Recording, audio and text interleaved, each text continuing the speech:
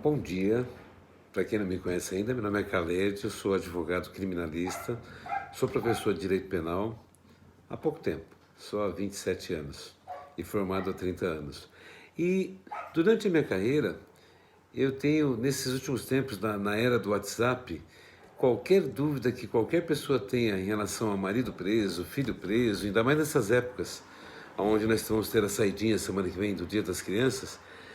Todo mundo pergunta: doutor, meu marido tem direito? Não tem? O meu filho? E muita gente que eu encontro na rua me questiona, fala: poxa, cara, você é advogado, criminal, você é cristão e defende bandido. Não, eu já te falei, já falei e vou repetir. Eu não defendo o crime, eu defendo direitos. Como Jesus, ele falava que ele odiava o pecado, mas amava o pecador. Nós, advogados criminais, nós também não gostamos do crime. Eu detesto o crime. Só que eu defendo direitos. Ok? Vamos lá.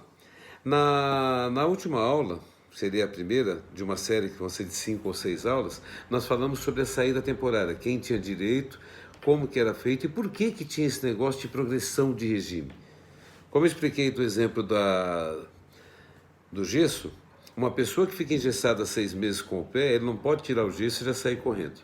Ele tem que ir aos poucos, se adaptando à nova realidade. E com o preso é a mesma coisa. O Estado precisa saber se ele está apto a conviver com a sociedade. Porque o sujeito fica no Brasil ainda, numa cela com 40 presos. Porque a nossa lei de execução penal é linda. Ela diz que o preso tem que ficar no máximo 2 presos ou 3, numa cela de 3 por 6 metros. Ele deve ter assistência médica, assistência jurídica, boa alimentação, deve ter atividade laboratórica, que é o quê? Trabalhar e tudo, se ele quiser. Pode estudar, mas não é bem assim. A realidade hoje, nossos presídios, nós estamos com quase 600 mil ou 700 mil presos. Você tem nos CDPs aqui 40 presos por cela.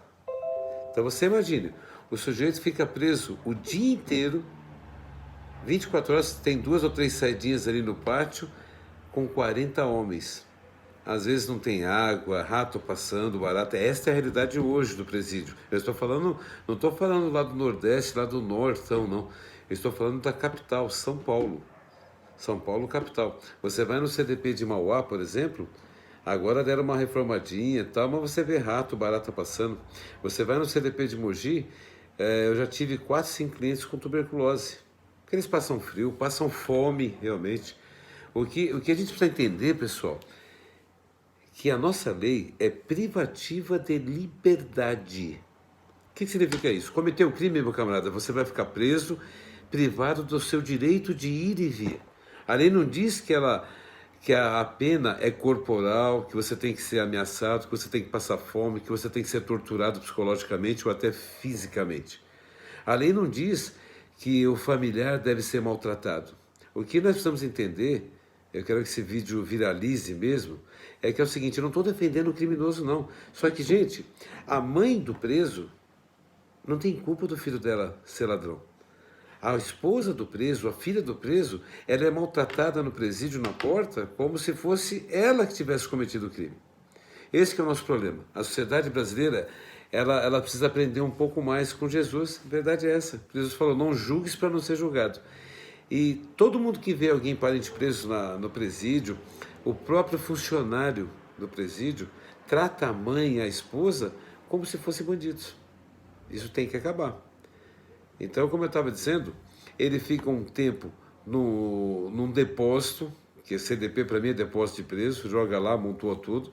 Quando ele é condenado, ele é transferido para uma penitenciária. Aí sim, aí que ele vai ter um pouco melhor o seu cumprimento da pena. Ali que ele vai poder ver os benefícios, o que ele pode ter, quais são as condições de trabalho e tudo. Então, nesse primeiro momento, no regime fechado, ele vai cumprir 1/6 da sua pena neste regime, se ele tiver cometido um crime chamado crime comum.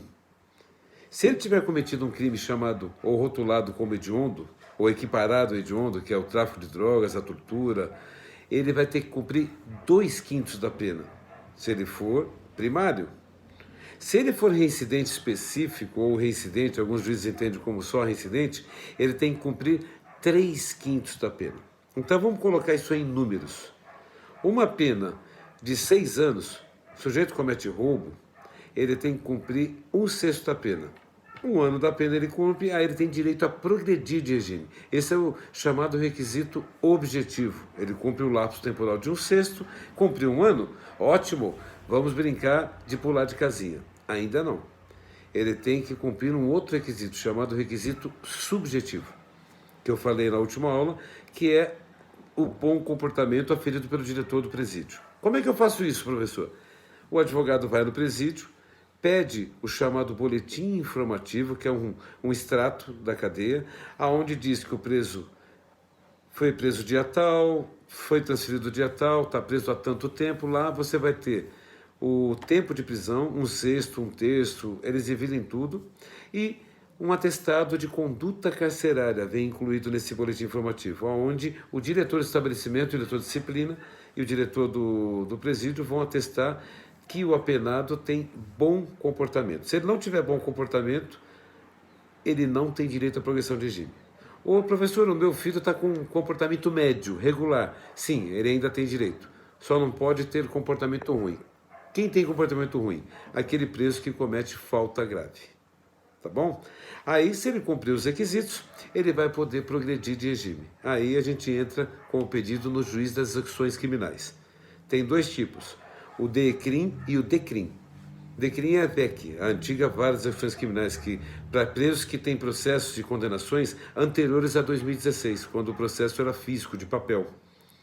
E o preso, a partir de 2016, ele tem a DECRIM, que é o Departamento Estadual de Execuções Criminais. A gente chama de primeira RAJ, segunda RAJ. Por exemplo, São Paulo é a primeira RAJ, Campinas, quarta RAJ, São José dos Campos, nona RAJ. O que é isso? É a nona região, primeira região.